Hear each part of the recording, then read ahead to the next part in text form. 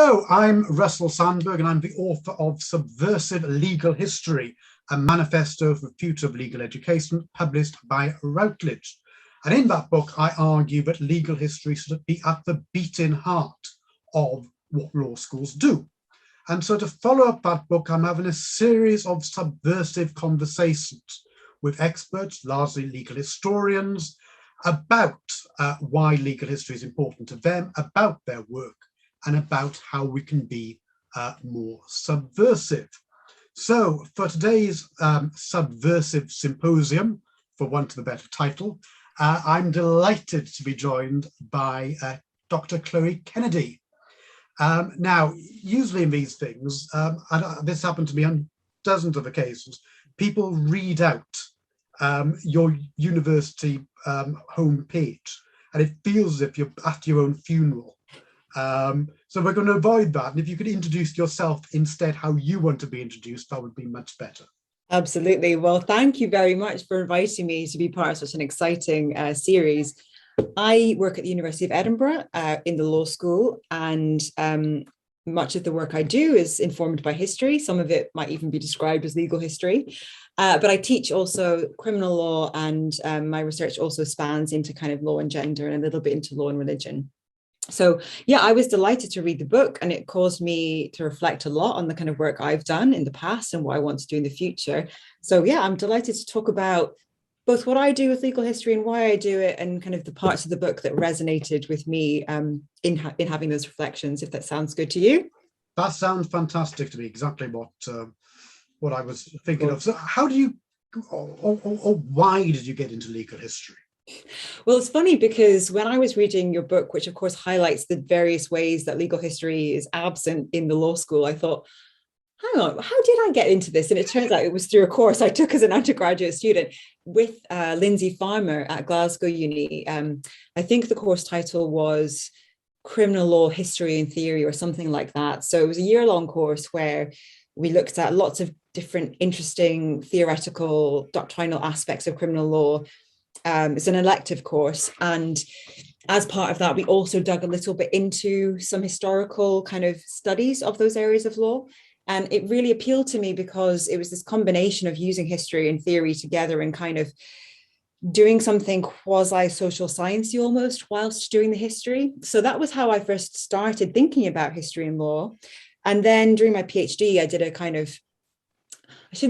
I did a legal history PhD, and then published bits and pieces out of that, which appeared in, various journals.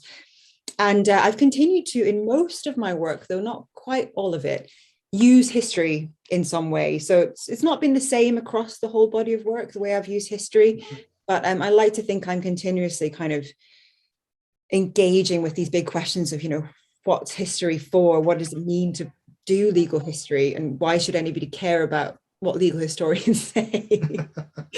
So I think at the moment anyway, I'm doing a biggish project and writing a book about different legal responses to what I'm calling in the book inducing intimacy. So this is deceptively induced relationships, sexual and romantic relationships, and sex itself. And I'm going about that via what I would describe as a kind of genealogy. So trying to think about a set of questions we currently face, but using history in order to try and understand better how these questions have come to be problems for us, and to say something rather general, but I think useful, about what seems to be underpinning these different legal actions, and whether that can give us a new sort of framework for deciding how to address these problems as they arise today. So I'd say this current project is using history in quite a present focused way, but I don't think, hopefully not in too much of a presentist way. I'm trying to do both justice to the complexity of the history, but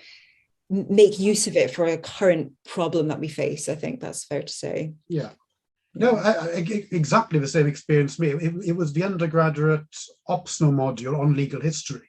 And I don't know about you, but it was that sort of looking at the history kind of made the modern law make sense. It was that kind of light bulb moment in terms of, all of a sudden you've got, oh yeah, that's why we've been doing that over there. Because the law degree otherwise have seemed quite sort of random. I mean, Yeah. criminal law. Yeah. Yeah. Otherwise, it's just this sort of load of seemingly rules, and you go, well, where did they come from, and why are we talking about them in that way? Yeah. But yeah, it's and how they fit with other parts of law too. In this current project I'm doing quite a lot of reflecting on and trying to complicate the kind of public-private divide. I'm looking at sort of certain civil law actions as well as criminal law ones, and thinking about, look, how do these historically kind of relate to one another? And of course, other people have done great work on this, like Matt Dyson, for example. But I really do think that gives us an additional way of trying to sort of think critically about the domain of a particular area of law. Like, where is the boundary between criminal law and other sorts of law? Why is it there? What does it mean for something to be a crime versus a tort? Why do we have certain features and so on? But I think the other thing I really liked about my experience of taking that course, which your book also really nicely brings out, is the studies the historical studies we looked at brought out very clearly the kind of power dimension of looking at law historically. It showed us very clearly in the class how there were interests in play. There was very much, if not an agenda, there were a set of underpinnings that were not planned necessarily, but they certainly benefited certain kinds of people more than others. And for me, that really spoke to me, this kind of toolkit for trying to identify relations of power and ask questions about how and why they get sustained. And how to perhaps undermine them if possible, or work towards undermining them. Here's subversion. Yeah, exactly. there comes the subversion. Yeah, it shows, doesn't it? And it showed me the first time, actually, that the categories, which are so sort of ingrained into you from day one of law school, aren't universal. Yeah. And aren't inevitable. And as you say, it also sort of shows you that sort of, or is a way of showing you, which is not the only way, but it's definitely a way of showing those power balances. Yeah. And sort of, the dominant voice and the forgotten voices. And it's sort of, and again, and just the basic fact that it's all authored. But it's sort of, history is a way of putting the people back in to the stories we tell about law, because otherwise, we talk about the law as if it's this kind of autonomous thing which sort of exists, sort of just completely sort of naturally. And I think these are key lessons which sort of legal history brings out. And why it's important, in addition to those other interdisciplinary approaches. Yeah. It's not sort of a rival to, it's a complement to sociology, politics, etc.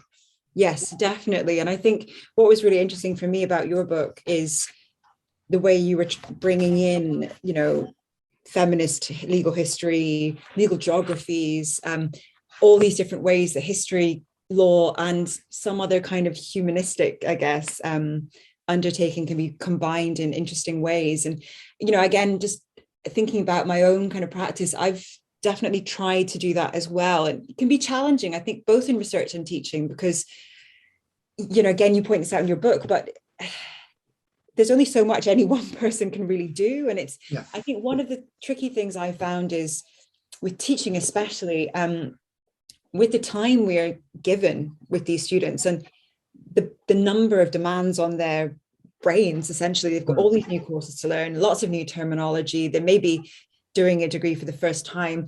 How do you make space to bring this in a way that does justice to the fantastic diversity of historical research that exists and various reasons we might use it, while also conveying the bare bones of the whatever subject you're teaching them? And I think I, to be honest, I haven't used history as much in my teaching, and I think maybe it's to do with that. I do have one course I designed and teach, which is a legal history course, but it's interesting because I don't really connect up to the present at all in that course. And I was thinking as I read your book, why do I not do that? Why do I not do more to kind of bring this conversation maybe alive to them a bit more by giving them some contemporary examples. And equally in my contemporary law courses, why don't I use history? And I think what I'm going to do after reading this book is really to try and think about whether there's ways I could integrate a little bit possibly of history into my non-historical teaching, or perhaps suggest, because I thought it was interesting in your book that you said something along the lines of, there could also be various overarching type courses, like kind of approaches and methods courses, which could be mandatory perhaps, that have something in there about history. I think maybe that would be a more manageable way of doing it, kind of having it be an approaches general course which does something about history, rather than trying to have history in every single substantive law course, if that makes sense. Yeah. I mean, that's a question that the book does sort of agonize over for a little while, and then sort of says, that's a sort of a timetabling issue. But yeah, it's a tricky one. I mean, I think the problem with history being an optional module in law schools is that it then means the majority of students don't get any encounter with it whatsoever. And that's problematic, because law students still get some interaction with what they perceive to be history, but it's not really history. It's just the study of old law. And so, it's what I'd like to see is, are there ways in which elements of history, in the same way with elements of socio-legal studies, elements of whatever other law arms you can sort of name, could be introduced to law students somewhere. It doesn't really matter where. And I do quite like the idea of sort of a method course which kind of rebuts the teaching of most law degrees that hides the fact that their introduction to law course is a methods course. It's just one particular method though, right? That's the point. We sort of, because we don't say we're teaching you legal method. I mean, I always remember, I say law and sociology, and the sociology options were all about methods, right? Introduction to social science research methods, introduction to any, where's the legal method? And then sort of, the penny dropped. Oh yeah, it's the introduction to law course. We taught how to read statutes and think like a lawyer. And it was like, well, actually, okay, we might want our law graduates to think like lawyers, but we might also want them to think like historians or like social scientists, and that might make them actually better lawyers, as well as better professionals if they go on to other things, and indeed better citizens.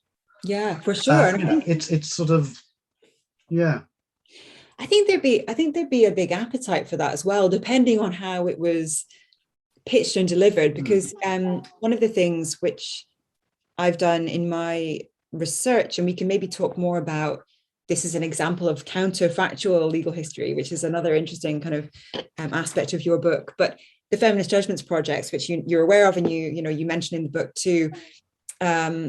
I was one of the academic coordinators and book editors of the Scottish project, and we did a tour around law schools, kind of taking with us our project and the different kind of exercises that we asked students to do off the back of it. And they absolutely loved it. It was a self-selection group, yes, but one of the overwhelming bits of feedback we received was, I wish I had an option to take this as a formal kind of credit-bearing course, or I wish I had been introduced to something like this in the course of my degree. This should be mainstream. So I think if you give them a little taste for something kind of like that, which of course is in itself a subversive method, the feminist legal judgments method is subversive too. They really do take it and run with it. And this is a kind of plug actually, but we've done a kind of short teaching guide or toolkit thing off the back of those workshops, and I'll be sure to kind of publicize it when it's ready. But the hope there is that other people will see that it's doable. It can seem, I think, a little bit hard to know how to integrate these more unusual types of teaching and types of tasks you're asking students to accomplish. But I do think if there's ways of sharing these practices, that might be another really fruitful avenue to explore. So if you, for example, at Cardiff do a really interesting legal history module, or you build in an exercise that worked really well, we should share that with one another and say, like, well, here's a way I've made it work. And I think that would be really good to see. Absolutely. And I think, the key point you're making there as well is that, if they know what these things are and the value of them, then they will take them. That's it. If you just sort of, give them a sheet of paper with a list of module list on there, and they see legal history, they're understandably going to not see that in terms of, that's how I'm going to, I might study feminism on that, or whatever. So it's about providing tasters and that sounds like a fantastic resource, which I think a lot of people will be using. So I remember seeing the Twitter buzz which surrounded your the various different visits on bikes, wasn't it? It was on bikes, yeah. There was there was a reason for that. There was a reason because it was connected up with, well, two things. We wanted to raise some money for some charities and groups that had been working with us on the project along the way. But also there's, of course, a long-standing connection between feminism and bikes. The first time for many women, they were given the chance to go places on their own and given the sense of freedom to move, which and it altered, of course, also the way women would dress. You can only really wear certain things when you're riding a bike. So there was that connection. But yeah, it was a really good experience. We were really, really surprised by how the students jumped in with both feet, and really, because it's not like, it's quite tricky for them to do with no grounding in this task, because we asked them to do both a kind of roadmap, I guess you'd call it, of their alternative judgment. So I should say, actually, I shouldn't assume everybody listening to this knows what feminist judgments projects are. That was maybe a bit of an assumption, but the basic idea is, as you explore in your book, taking big, important, or cases you think are significant in your jurisdiction, showing how keeping all things the same, except for the fact that the judge comes at the case with a feminist perspective, you show how the outcome, the judgment, could have looked different. Now, it might be the outcome, the result that is achieved is a different one. It could be that the result is the same, but the reasoning is different. It could be that other kinds of evidence are brought into the mix. There's lots of different ways that the feminist judgment might look different. But the key point is that, like you were saying about counterfactual legal history in your book, it's a way of showing how at a moment in time, there's movement, there's flexibility, there's the potential for something different to have happened. And so we asked the students to have a go at doing that themselves, right? So we're like, how is your judgment going to look different? Try and write a paragraph off that.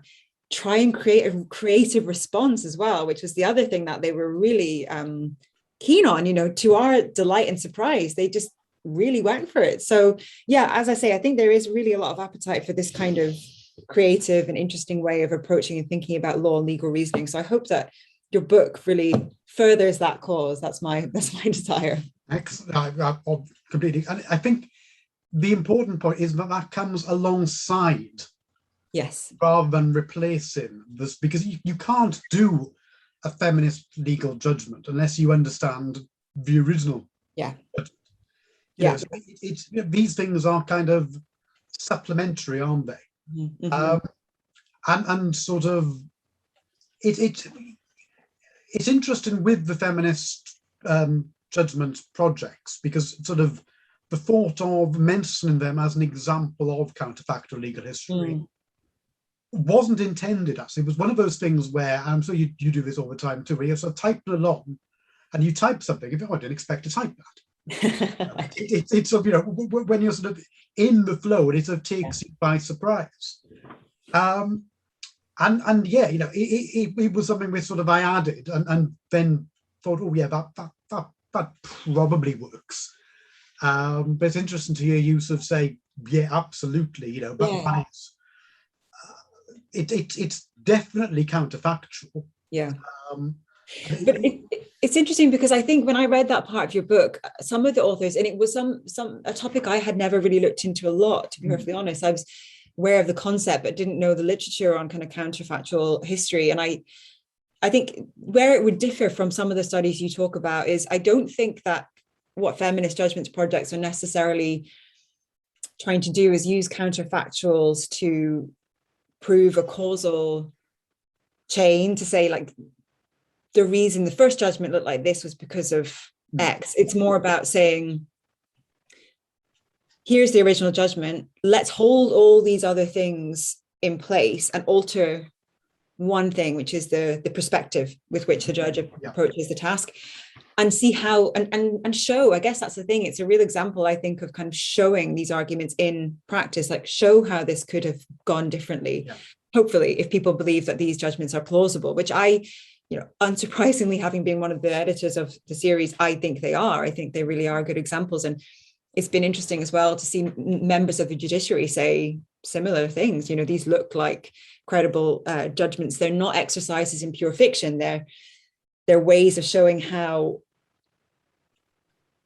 patriarchy or ideas around gender norms are in the background in different kinds of ways, and they can therefore be potentially reshaped to show or lead to different kinds of outcomes, reasoning, like I was saying, lots of different ways you can make a difference, but the difference is there. That's the point, I think. It shows the alternative paths.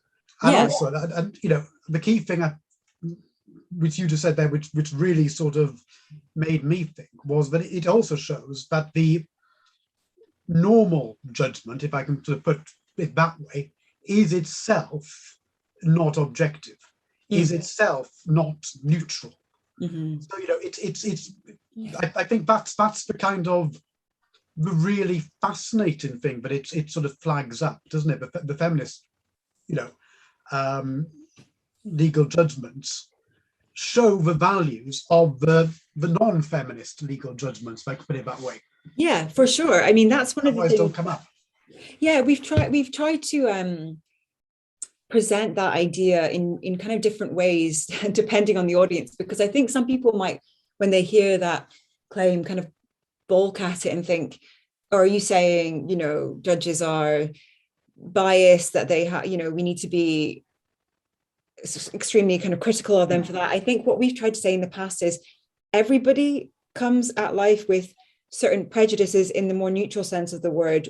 We have perspectives, like there's no getting around that. And so it's just a question of how do these perspectives feed into the way we think about the world and the way we hear evidence and the way we make assumptions about what's reasonable or what's natural, like all these kinds of things you highlight in the book as being not so. I actually was scrolling when you were talking there, sorry if I was looking off screen, I was scrolling to find this quotation I prepared for our talk because I love it so much, and I've said it a few times when we talked about the FJP.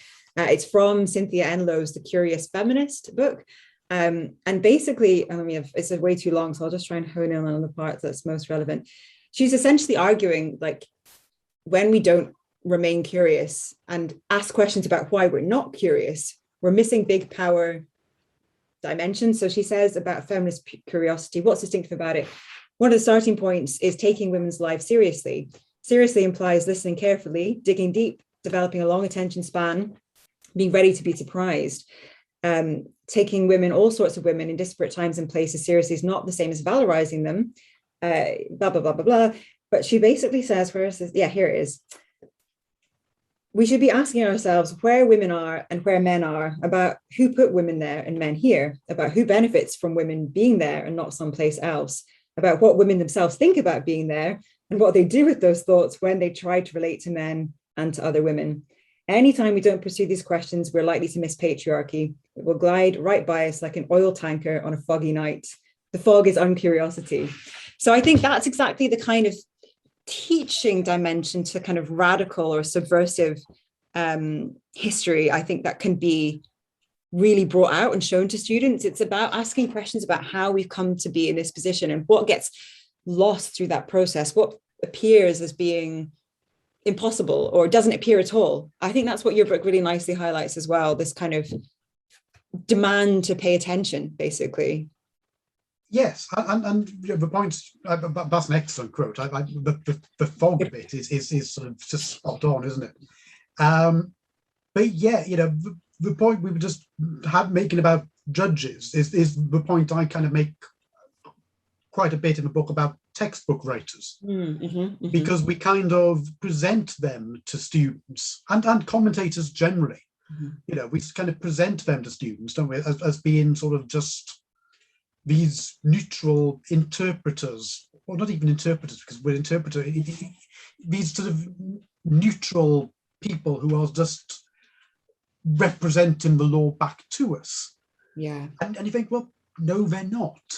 Yeah. But no one ever sort of picks up on that. So, you know, sort of, you know, in criminal law, you know, in English criminal law anyway, you know, there's constant references to, you know, people like Smith and Hogan, Glanville Williams, and all this, you know, and you sort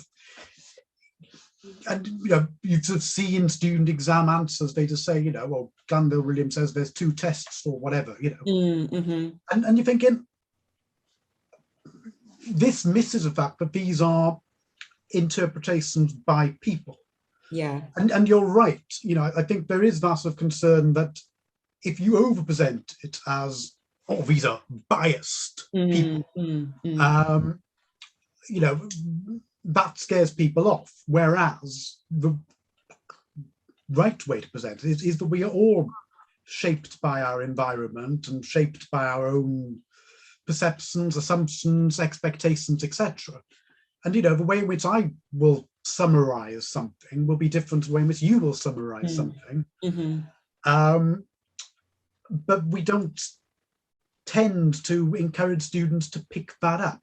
Yeah, I think that's absolutely right. I mean, I think we do try and get them to think critically, and by that I think we mean to reflect on, you know, authorship, to reflect on, you know, what kind of assumptions underlie a particular argument and so on. But because we're so, especially in the early years of the degree, focused on just getting information across, I think it's a bit like, I remember, not that I took maths very far in school, but, you know, you do a certain thing, you get to the next year and they say, remember that thing we told you?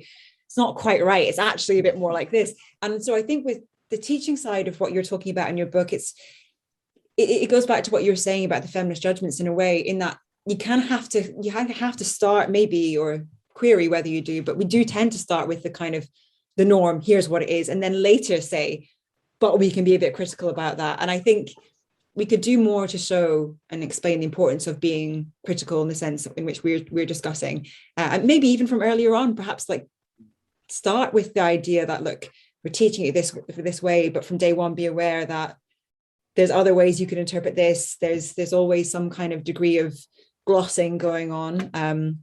You know, they know law is an interpretive art, but I do think that that tends, as you said before, it tends to be presented in only one sort of a way, with this kind of study skills, legal introduction to legal systems or whatever. And that's the way, this is how we do it. And it doesn't really get kind of questioned until maybe a bit later, if at all, in the degree. Here's where actually I think we do have a kind of advantage in some ways in Scotland. We have these 2 years where it's like ordinary level courses, then 2 years of honours study. So they have to do 2 years of more in-depth and elective courses, and that's where we have a bit more space to do that kind of stuff, if we're inclined to do so. Well, yeah, actually, one of the things I was going to sort of bring up is, at various points in the book, I'm quite careful to say that I'm talking about the experience in England and Wales. And I didn't think, actually, because of that, but that's a good reason. Because my perception is that actually there's much more legal history done in Scots law schools than in most law schools. Obviously, there's exceptions, but you know, it's always struck me. I'd like to say it's a Celtic thing, but I can't quite muster up the evidence to support that, I don't think. But yeah, how did the book read from a Scots angle, if I can put it like that? Yeah, I mean, I wouldn't want to speak too much kind of on behalf of kind of law schools in Scotland, but I think So I think maybe there's something about the degree structure, like I was saying, where there's maybe a bit more room if you want to do more critical or more alternative approaches to subjects in the two later years of the program. But there's also maybe something about, you know, you talk about the kind of common law tradition in the book, talking about English law. Of course, in Scotland, you know, we do talk about precedent, we talk about case law, as well as statutes, like we do in other places in the UK. But there's also this feature, I suppose, of Scots law, which we do discuss a bit in the Feminist Judgments book, of, you know, institutional writers, and they are authors who wrote a couple of hundred years ago, who still, in some areas more so than others, they're still live authority, I guess, so they get referred to. And so maybe in that sense there's a difference with respect to past authorship, but ultimately it's usually brought in to bolster the authority of a legal point. So it's more of the traditional way of, I guess, referring to history. So yeah, I mean, I've got lots of colleagues who are doing great legal history and great legal who do courses on legal history. There's quite an emphasis on Roman law as well, I guess, perhaps due to the kind of specificities of Scots law. But yeah, I mean, I'm going to just be honest and say I think there's space to show the many splendored joys of doing history in different kinds of ways. You know, I think this critical dimension, and maybe even the kind of trying to show how we can use history to interrogate contemporary arrangements, that I guess could be, in my view, I think it's something that could be brought out a bit more in law schools, even in places where we have legal history courses. And I include my own course within that. So yeah, for sure. But I think I just wanted to ask you something actually on that point, Russell, about your book. What I thought was really interesting about it is that it's a kind of, correct me if I'm wrong, it's a kind of rejection of a kind of evolutionary functionalist way of thinking about history. But I just wondered about, I agree, you know, we shouldn't be thinking about progress narratives necessarily. We shouldn't be thinking about there being a teleology to the development of the law.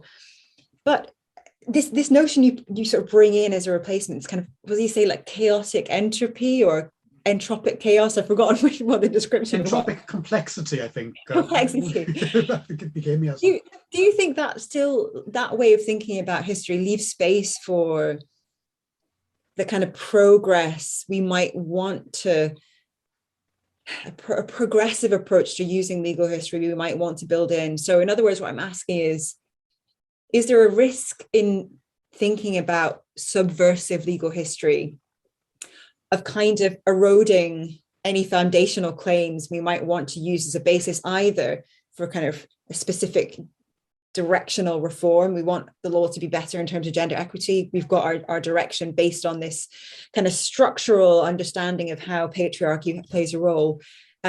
Or indeed, even just a critique, you know, we need to say there's some kind of broad explanation, if you like, or interpretation of the law we can point to in order to even critique it. So it's a point, I think Kunal Parker has a great paper on this. He sort of talks about how history can sometimes be seen as the kind of great eroder of foundations. It kind of complicates everything we think is, but I've often thought to myself, well, where does that leave us with respect to making not causal claims, but big kind of structural interpretations? Like, can we still do that if we think of history in this really subversive way?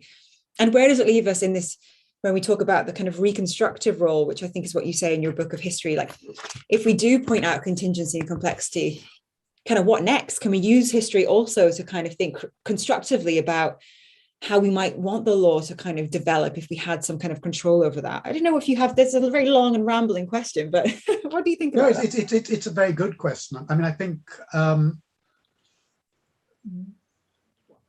you can still definitely have the standards. Mm-hmm. And I think what the argument I'm trying to make in the book is to move away from the reliance on the functional evolutionist ideas rather than to completely throw it away.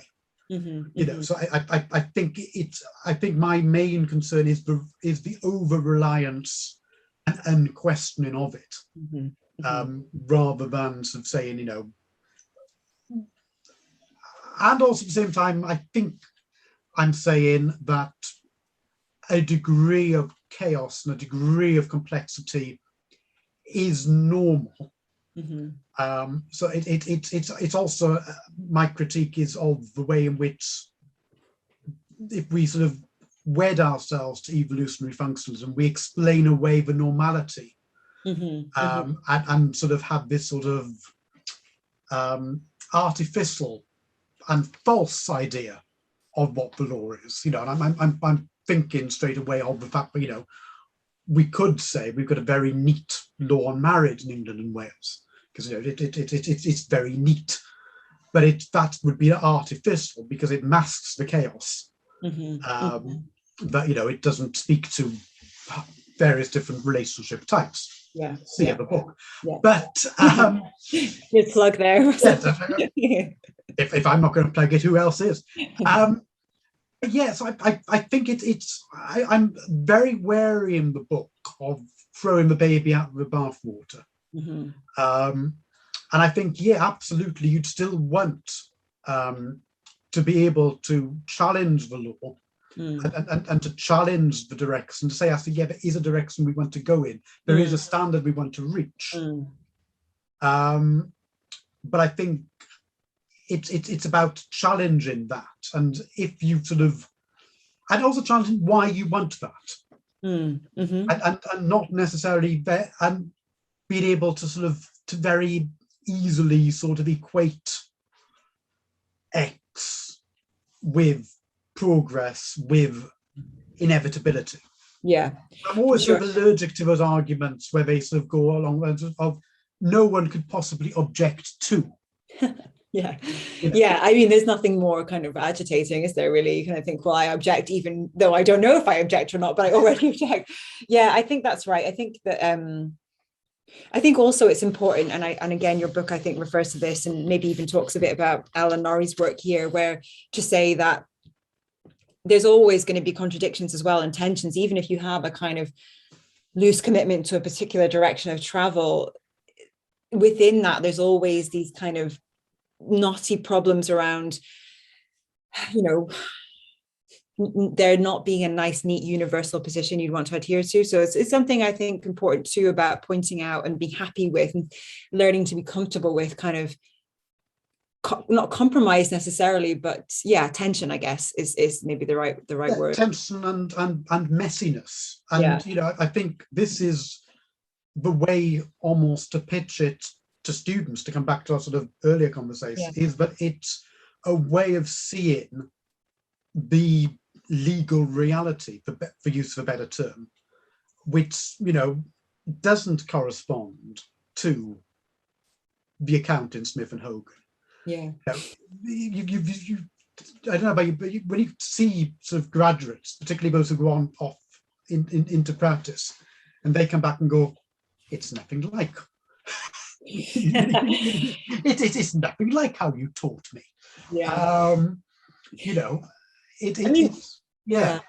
There is a kind of necessary evil there, isn't there? Again, it's kind of about limits of time, limits of capacity, like we do, and I know criminal law is a good example here, and again, I think you might mention it specifically, we present these very unusual crimes as being the ones we study. Well, maybe not unusual, that's not the right word, but it's not necessarily the bulk of the court's practice that we're discussing when we teach students criminal law. And that's something that certain textbooks bring out really nicely, like the Wells and quick one, but others, it doesn't really kind of get a mention, the fact that like largely speaking, we're talking about different kinds of crimes when we actually look at what's happening on the ground. But so I think that's a really good point. And the only other thing I wanted to, because I don't know how long you want, if you want people to watch this, maybe we shouldn't talk for all that much longer, but I wanted to ask you one more thing, Russell, just purely for my own kind of sake. You have a chapter on kind of legal geography, which I thought was fascinating. It was quite theory based. So I was wondering if you could give us a sense, or me a sense, of kind of what you saw as being the main sort of takeaway of that specific intervention of the book. You talk about the kind of need to bring in kind of legal geography with legal history, because the two are kind of connected, but could you just say a bit more about it, do you think? There's two separate arguments going on in that chapter. And this is a really good example of arguments that develop organically while you're writing, because I sort of had the idea, it would be quite interesting to compare the development of legal history with legal geography, because they feel so different in terms of not being sort of institutionalized. We've not, legal geography not being institutionalized the same way that legal history is, much less rarely taught as a discrete module on law degrees. So I explored it with a completely open mind. There was no sort of, it wasn't in the original book proposal. It was one of those things that developed while I was writing. And the first thing I found was that there's quite a lot written in legal geography and law and space and whatever term you've used for it about how that literature has developed. And that, I think, gives lessons to legal historians in terms of showing the advantages of being more interdisciplinary, less institutional, more critical. There's a different relationship with the critical term in legal geography than legal history. And so that was the main purpose of that chapter, was to highlight as means of comparison. Here's a road we could have gone down, and we haven't, but what could we learn from the legal geographers? Because basically legal geography is much cooler than legal history, right? That's the yourself, basic. Russell. With notable exceptions, obviously. But no, it's and there's a quote from an American law professor who says, why is it all of a sudden that these big law and society conferences have big sections on law and geography and nothing or very little on legal history? So that was one of the points of that chapter. The other point was trying to work out and trying to play with and trying to hint towards an argument that we need to take space seriously as well as time. So, and this sort of also then sort of bubbles up a little bit in the conclusion, but doesn't bubble up too much because it's a different book, it's a different project. But we were talking earlier about the limits of different sort of subjects, and it feels like there's a pigeonholed in terms of legal areas, where you can feel that too in terms of interdisciplinary areas. So what advantages could come from legal historians and legal geographers and others who are interested in these relationships but use different terms, of speaking to each other? And what can be gained if we place more emphasis on space as well as on time, and do both properly. Because the main critique of legal geographers is that there's been this focus on time, but when you dig a bit deeper, that's not a critique of legal history, that's a critique of that sort of misuse of history and misuse of oldness. So yeah, it's quite a deliberate left turn before the conclusion. And I see that chapter very much as an alternative way of looking at some of the arguments of the book, because actually reading some of the legal geographers and what they say about legal history, one or two mention it, and they sort of sum up the problems with their sort of outsider's perspective, with a sharpness which you often don't get in the legal history literature.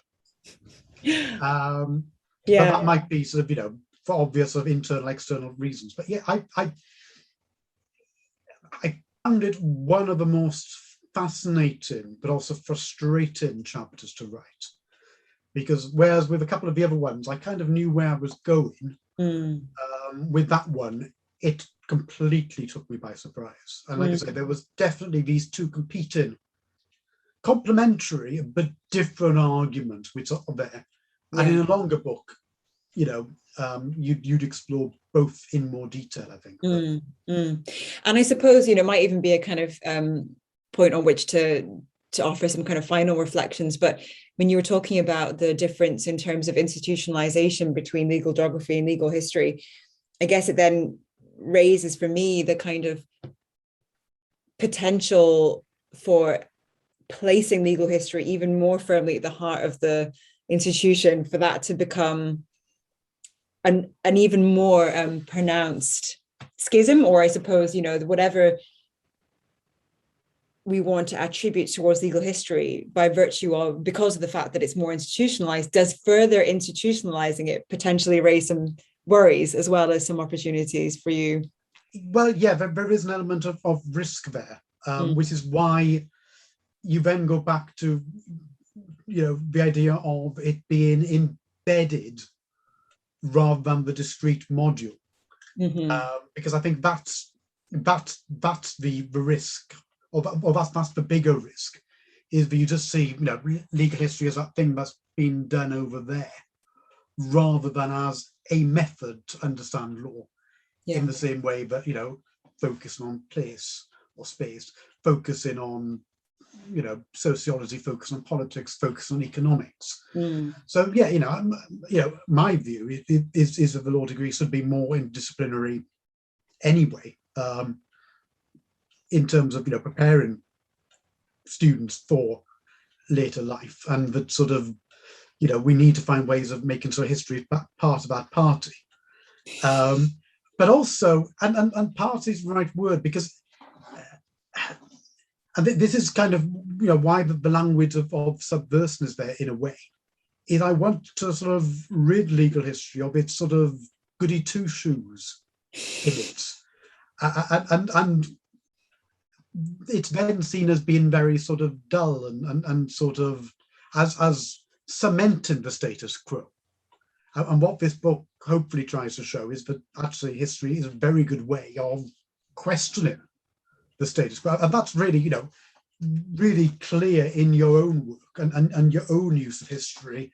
You know, the Feminist Legal Judgements project we mentioned, and your other work, is that sort of, you're using history as a method, you're using history as a critique and as a way to sort of,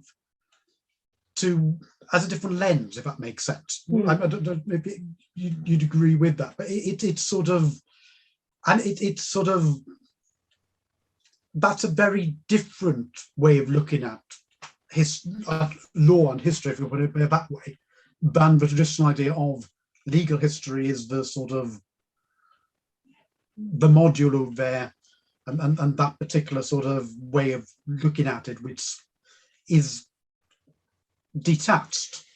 Because what I really like about your work is that you bring the connections, the history, to half a dozen other things. You know, you're a scholar, which is very difficult.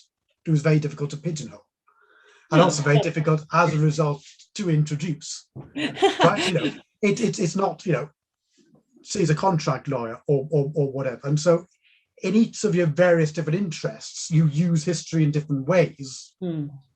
And I think that's a real sort of inspiration for the type of thing I'm talking about in the book, in terms of how history can be used. Oh, well, thank you very much. That's a very flattering thing to say, and I appreciate that a lot, Russell. So yeah, great. I mean, I think this has been a really fruitful conversation for me, and it's given me a lot of food for thought. So I'm really looking forward to hearing the rest of the series as well, and what everyone else made of the book, and discussing their work too. So thank you for having me on your Subversive series. Absolute pleasure. Thanks very much. A fantastic conversation. Great to talk. Thanks again. And yes, there'll be further episodes from the Subversive Symposium in due course. Thank you very much, Chloe Kennedy. Thanks, Russell.